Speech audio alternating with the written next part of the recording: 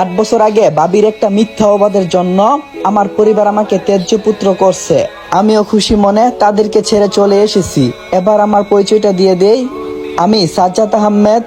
চাকরি বলতে আপাতত নিজের একটা কোম্পানি আছে, অফিসের একটা কাজে আবার রাজশাহী যেতে হচ্ছে। সকাল সকাল স্টেশনে গিয়ে টিকিট কেটে নিজের সিটে গিয়ে বসে পড়লাম। নিজের সিটে বসে সামনে তাকিয়ে অবাক হয়ে গেলাম, কারণ আমার সামনে আমার ভাবি ও ভাইয়া, কোলে একটা বাচ্চা, আব্বু আম্মু, ভাবির বোন মায়া বসে আছে। আমি তাদেরকে দেখে অবাক হলাম, তারাও আমাকে দেখে অনেকটাই অবাক হলো, কিন্তু কেউ আমার সাথে কথা বলল না। আর বলবে বা কি করে, আমি যে তাদের কেউ না। ভাবির একটা মিথ্যা নাটকের শিকার হয়েছিলাম আমি। খেয়াল করলাম ভাইয়া আমার দিকে তাকিয়ে আছে, বোধহয় আমাকে কিছু বলবে। সেটা শোনার অপেক্ষা করতে করতে সেখান থেকে চলে এলাম। আজকে আমার সাথে কথা বলেও লাভ নাই। 8 বছর আগে যদি আমার কথাটা শুনতো, তাহলে হয়তো আজ তাদের সাথে কথা বলতাম, কিন্তু তারা আমার সাথে কথা বলেনি। আজকেও আমি তাদের সাথে কথা বললাম না। ট্রেনের দরজার কাছে দাঁড়িয়ে আছি আর ভাবছি, ভাবি কেন আমার সাথে এমনটা করলো। তার উত্তর আজও অজানা। অবশ্যই সে কথা আমার জানার কোনো ইচ্ছা নাই। ট্রেনের দরজার কাছে দাঁড়িয়ে বাইরে তাকিয়ে থাকতে থাকতে হঠাৎ করে আমার অতীত মনে পড়ে গেল। 8 বছর আগে সবে মাত্র ইন্টারের পরীক্ষা দিছিলাম। পরিবার বলতে আমি, আব্বু এবং ভাইয়া। একদিন নিজের রুমে বসে বসে ফেসবুক চালাচ্ছিলাম, তখনই আব্বু আমার রুমে এসে আমার হাতে কয়েকটা কার্ড ধরিয়ে দিয়ে বললেন, এই নে তোর বড় ভাইয়ের বিয়ের কার্ড, তোর বন্ধু বান্ধবকে দিয়ে বিয়েতে আসতে বলবি। আমি কার্ডগুলো একটু খুলে দেখলাম, ভাইয়ার বিয়ের কার্ড। বিয়ের সময় দেখলাম পরশু বিয়ে ঠিক করছে, আমাকে বলল না। আর আব্বু আমার পাশে বসে বললেন, এই যে এখন বললাম, তুই কি তোর ভাইয়ের বিয়েতে থাকবি না? আমি কার্ডগুলো টেবিলের উপরে রেখে বললাম, আমাকে কেউ দেখছো কারো বিয়েতে থাকতে? আর এসব আমার ভালো লাগে না, যার জন্য আমি তাকি না। তখন আব্বু বলল, ঠিক আছে, তুই যেহেতু থাকবি না, এতে তো আমার কোনো কিছুই করার নাই। তাহলে কোথায় যাবি এবার? আমি বললাম, ভাবছি কক্সবাজার যাব। আব্বু বলল, ঠিক আছে। তখন আব্বু কিছু না বলে সেখান থেকে চলে গেলেন। পরের দিন ভাইয়ার বিয়ের কার্ডগুলো আমার বন্ধুদেরকে দিয়ে রাতে বাসে করে রওনা দিলাম কক্সবাজারের উদ্দেশ্যে।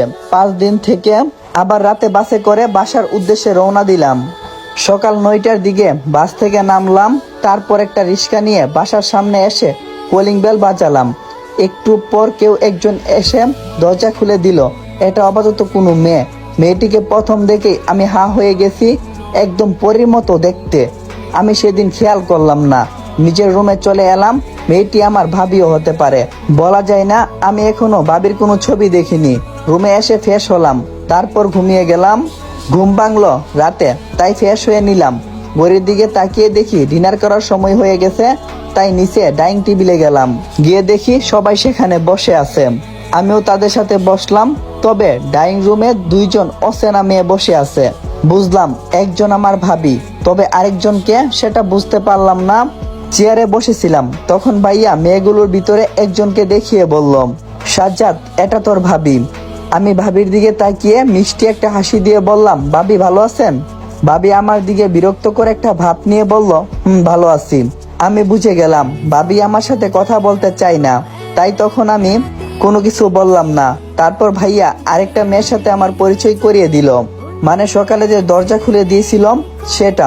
সে হলো আমার ভাবির বোন, নাম মায়া। আমার সাথে ভালোভাবে কথা বলল, কিন্তু ভাবি কেন যেন আমার সাথে কথা বলল না। পরে আমিও তার সাথে কথা বলতে চাইনি, নিজের রুমে গিয়ে ঘুমিয়ে গেলাম। পরের দিন বিকালবেলা বাসার ছাদে গিয়ে দেখি মায়া এবং ভাবি দাঁড়িয়ে আছে। আমাকে দেখা মাত্রই ভাবি মায়াকে নিয়ে নিচে নেমে গেল।